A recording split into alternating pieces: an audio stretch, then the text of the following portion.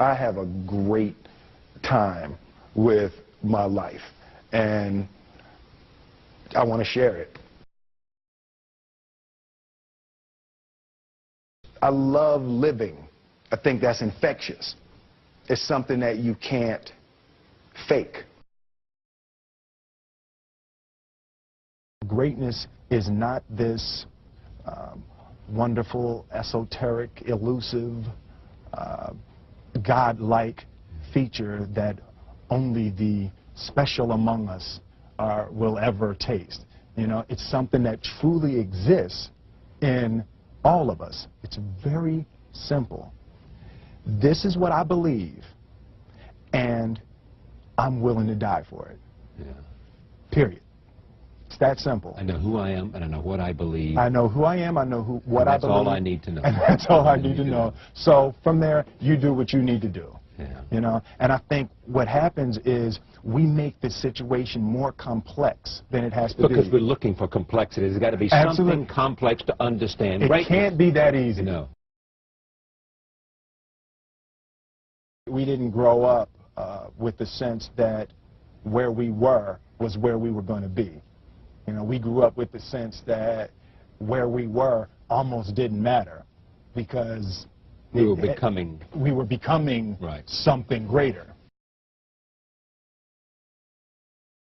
The separation of talent and skill is one of the greatest misunderstood concepts for people who are trying to excel, who have dreams, that want to do things. Talent you have naturally. Skill is only developed by hours and hours and hours of beating on your craft. I've never really viewed myself as particularly talented. Where I excel is ridiculous, sickening work ethic. You know, while the other guy's sleeping, I'm working. While the other guy's eating, I'm working. I realized very, very young that there's no easy way around it. No matter how talented you are, your talent is going to fail you if you're not skilled. You know, if you don't study, if you don't work really hard and dedicate yourself to being better every single day, you'll never be able to communicate with people, with your artistry, the way that you want. So the only thing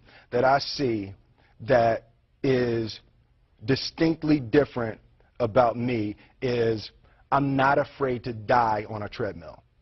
You might have more talent than me, you might be smarter than me, you might be sexier than me, you might be all of those things. You got it on me in 9 categories. But if we get on the treadmill together, right, there's 2 things. You're getting off first, or I'm going to die. It's really that simple. You're not going to outwork me. It's such a simple, basic concept.